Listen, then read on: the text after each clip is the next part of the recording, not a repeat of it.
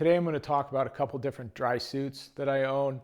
I live in the Pacific Northwest in the Seattle area and like to kayak fish throughout the winter, also in the, well, year round, but from late fall through winter and early spring is really the best time that you want to be using a dry suit, because the water temps are pretty cold in the mid 40s, low 40s, things like that. And one thing we sort of go by is the rule of 120. So what that is the air temp plus the water temp. And if those are below 120, you really should be wearing immersion gear, or you're severe risk of hypothermia should you go in. If it's above 120, then most likely you don't need to wear the dry suit. There's a couple situations where you still might want to, but for instance, if the water temp is say 40 degrees, the air temp's 40 degrees, that's a total of 80. So that's well below the 120. So you definitely want to wear the dry suit. If the water temp's still 50 degrees and you're 71 degrees, say, so you're 121, technically by that rule you don't necessarily need to wear this. But if there's a wind blowing, something like that, so you've got some wind chill, things like that, you'll technically be below it. So if you'd be fine if you don't go in, but that's not what these are for. It's if you happen to accidentally go in, and then you are still at some risk of hypothermia. So anyway, I've got, as I said, two different dry suits. I've got a Kokatat Supernova Angler Goretex. It's the original Goretex version. There's a new one out that's the Goretex Pro, which is a heavier fabric. And I've also got a Mustang Hudson. And I'm going to get into sort of what are some of the differences are between them. I do work at a Hobie dealer. We also sell dry suits as well as lots of fishing gear and things like that. And I do get asked on a regular basis, what's the difference between the Kokatat and the Mustang. So to start off with the Kokatat, you will notice this one is quite dirty. It's got squid ink on it. It's got old fish guts. It has been cleaned, but it's been stained pretty good. Nothing wrong with this dry suit. I've had it for, I think, about 5 years now, and I've worn it a lot. You can sort of see it's pretty sun faded. This is what the color is supposed to look like, and you can see what the color looks like now on the shoulders, which are going to get a lot more sun on them. And so let's see. So we'll start off with the wrists. So on the Kokatat here, the wrist gaskets are latex. These gaskets here, I think I've had them on for about 2.5 years or so. The original set I had, I did split. Mostly you'll get slight little nicks in there, and if you don't trim it off and be careful with it, once in a while you can put your hand through it and it'll just split down the middle. So I had that happen on actually both sides of this one. I did actually do the repair myself, and it's held up fine. Like I said, it's been on there for 2.5 years now, and they're still going pretty good. They are starting to show some signs of I think UV deterioration, so my guess is they don't have a whole lot more in them. I'd have to redo them eventually. The other part here is the neck. So on full dry suits, you will have a neck gasket that will be just like the gasket here, made out of latex and quite tight around the neck. These are classified as semi-dry suits, and the reason is the neck gasket. This one is made out of neoprene, so you can see it's pretty stretchy. You can tighten it, so it's adjustable. But if you do go fully under the water and you don't have it cinched down super tight, you will get some water in here. It's not going to gush in, but they can't call it a dry suit because you will get some water in. On the front here, you can see we've got one zipper across here that goes just up above your waist, and that's the entry zipper. And then there's another zipper right here, which is what we call the relief zipper, as you can imagine what that's for. And down here you've got the booties. So these are a relatively thin material. You do want to wear some other kind of boot. You can wear wading boots. You could wear sneakers, any kind of boot or something you don't care about getting wet. I'll show you later what I wear in the winter, especially, but to protect these, because you don't want to get a hole in that. And let's see what else we got here. So this is a size extra large. I'm about 6 foot and 230 pounds, and I fit well into this. The arms are a little bit long, which is unusual for me. My arms, usually I stretch them out and it ends up like that. On this, it's a little bunched up because they do have quite a bit of length in the arms. So that's not too bad. I've gotten used to that. And then the legs also are a little long, but again, I'd rather have it be a little big than a little small. And there's plenty of room in here for layering up underneath. One thing that I didn't mention yet is dry suits do not have a lot of thermal protection. So they're meant to keep you dry, but they don't necessarily keep you warm. So at this time of year, definitely the winter, it being January, mid-January or so, I am layering up underneath the dry suits. So I wear an underlayer made out of merino wool, which is sort of meant to wick away sweat and a little bit of warmth. And then I wear a fleece layer on top of that. And it doesn't have to be anything fancy. I just have like some cheap fleece wading pants and a cheap fleece 3/4 zip that I put on and underneath, and that's fine. And then on colder days, so low 30s and upper 20s, then I will also wear a heavier jacket over the top of the dry suit and under my PFD. So that's kind of what you do to actually keep warm.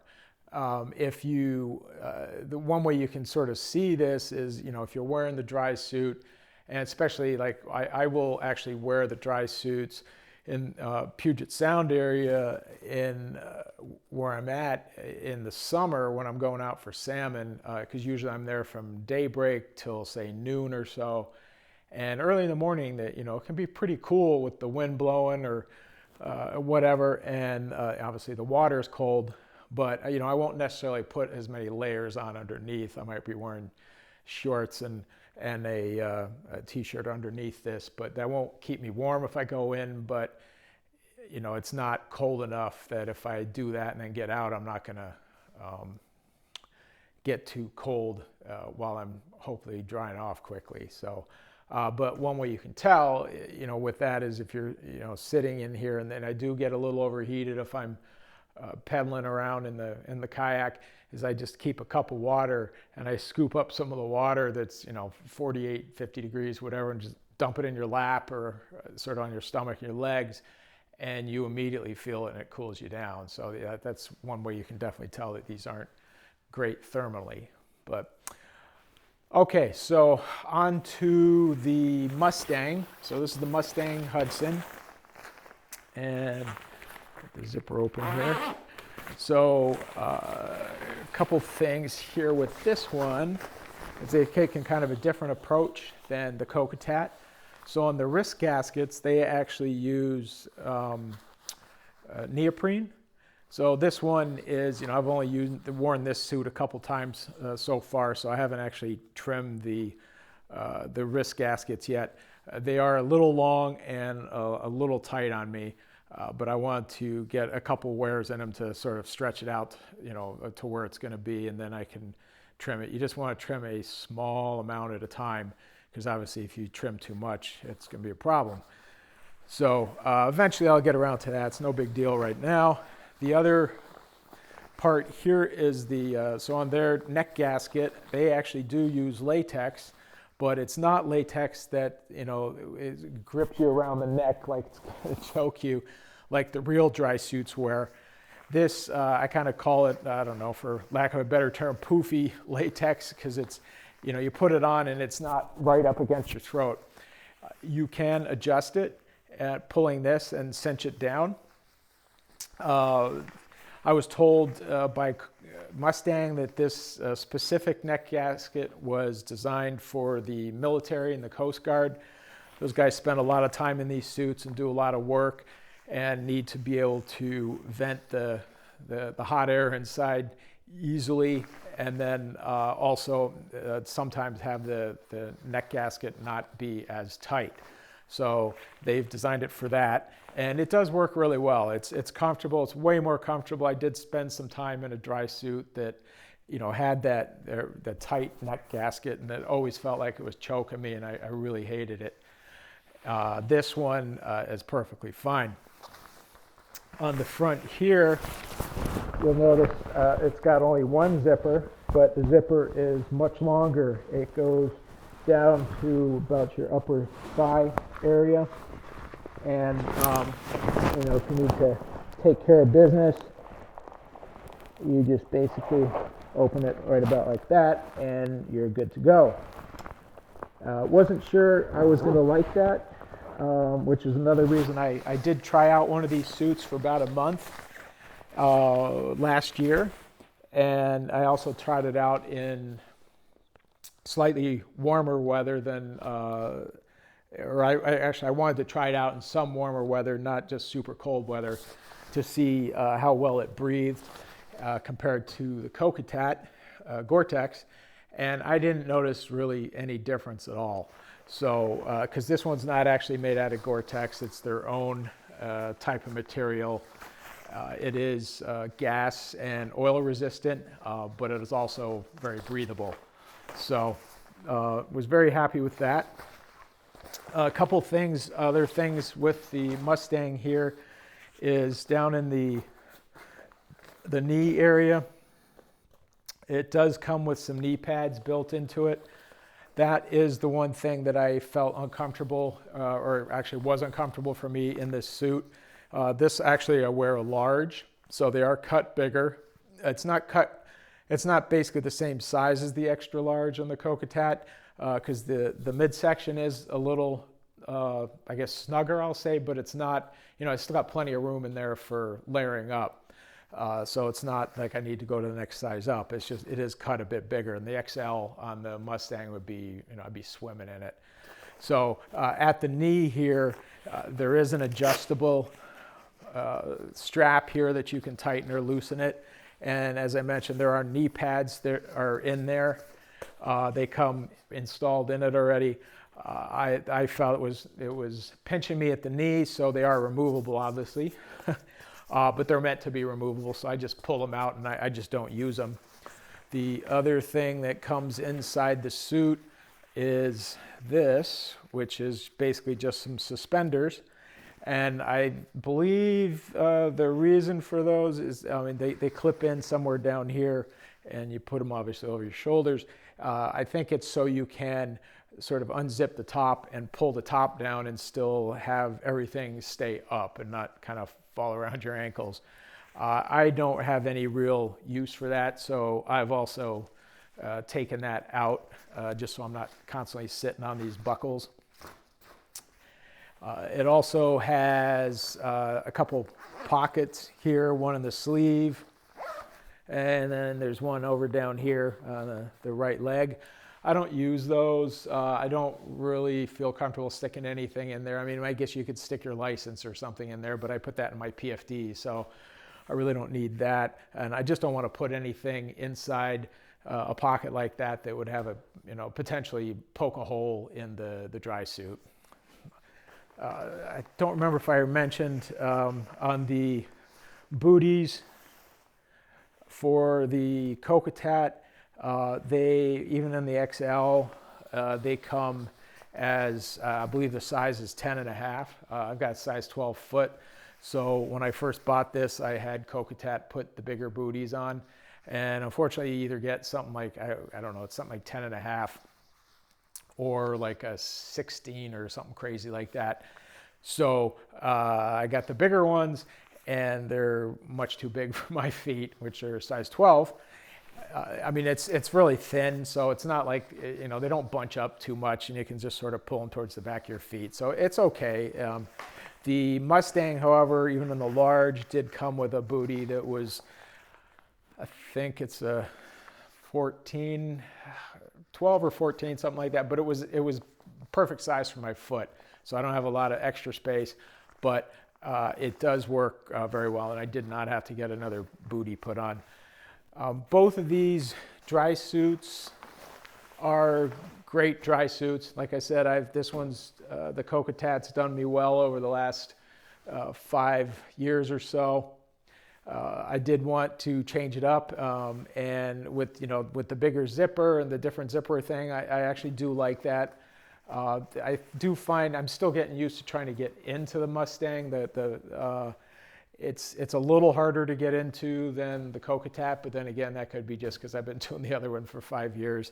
But it is sort of a different contortion you have to go through to get into it and to get out of it. But they are both very comfortable. You know, they're both within, I think, roughly $50 of one another. So that doesn't really play a huge factor in it. And, you know, they're just both great suits. You can't go wrong with either one. The other thing I did say that I was going to mention was footwear with these. Like I said, you don't want to just walk around in the booties on, you know, asphalt would be terrible, but even on, you know, grass and whatnot, because there could be a stick, you could poke a hole in it, something like that, which is, you know, you really don't want holes in your dry suit. So what I use in the winter, I do use different stuff in the summer when I do go out, and it might be sandals or something like that. But in the winter, I want a warmer boot. So the thing that I've settled on are these NRS Boundary Boots. Great boot. I've had them now for a couple years, and they are super warm. They've got a thick sole, so if you walk on stones or things like that, it's not, you know, jamming it up into the bottom of your foot. They do have a strap here for cinching it around your calf. And when I'm pushing off in the kayak, I try to stay in the water no deeper than about up to here. That way, no water gets in. Even if it's cinched down, you know, there will be some water from the water pressure that'll force its way in. But so I try to keep it right around here, and then that will also help keep your foot a bit warmer as you're out there on the cold days. And they're thick neoprene all the way up to the top. I think Kokatat actually has something similar, but it's neoprene down here, and then it's more of a thinner material up top. So I wasn't really that taken with those. But these Boundary Boots have you know, been put to a lot of hard use, and they're still in great shape. A little dirty right now, but they're a great boot.